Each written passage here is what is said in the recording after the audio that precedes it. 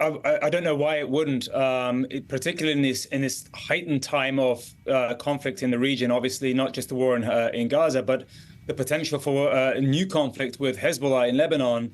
Right, Israelis are understandably on edge for anything related to sort of potential terrorist attacks or widening terrorist initiatives by Hezbollah and Hamas. So, given that a NATO country with the second largest military has just threatened directly to enter Israel, what can only mean a military invasion, I would take them seriously, even if it is just rhetoric, because it's irresponsible.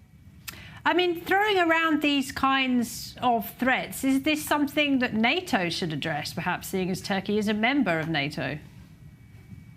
Absolutely, and it has. Erdogan is no stranger not just to hyperbolic comments, but he's also no stranger to directly threatening other states that are allies of NATO or are indeed members of NATO.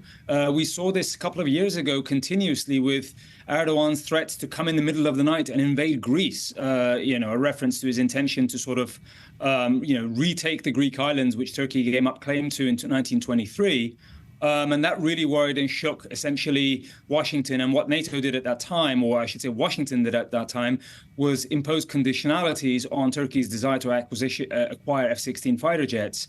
So a few things could be done. I mean, on the NATO and the US end, one thing that could be done is, they could be pretty forceful. They can't just ignore it. I mean, if they're threatening a major US ally with invasion, that's one thing they can do. But also, presumably, Washington has the power to sort of, make the pinch hurt a little bit more, whereby if Turkey is sort of seeking to really acquire those fighter jets and armament from the United States, it could broaden the definition of, conciliatory language and request that Turkey not only doesn't antagonize present members of NATO, but other vital US allies such as Israel, but, doesn't have to stop there. He's threatening to attack Israelis, but he's also dividing Palestinians to a certain extent, isn't he? He's criticised Mahmoud Abbas for not coming to Turkey and says that one of the Hamas leaders should be invited to Turkey to address the parliament. I mean, what is his impact on the Palestinian cause that he claims to champion so passionately?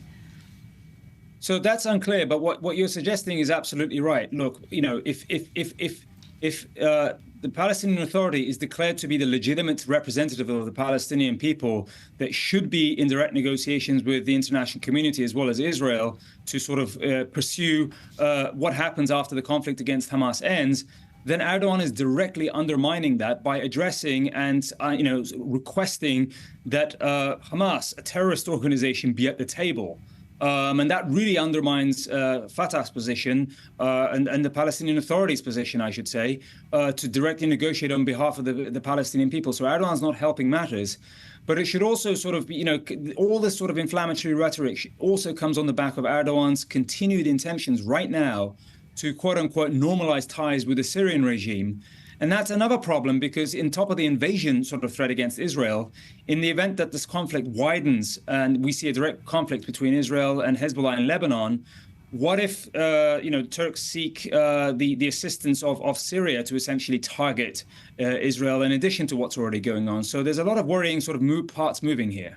Dr. Sinan Ciddi at the FDD, thank you very much.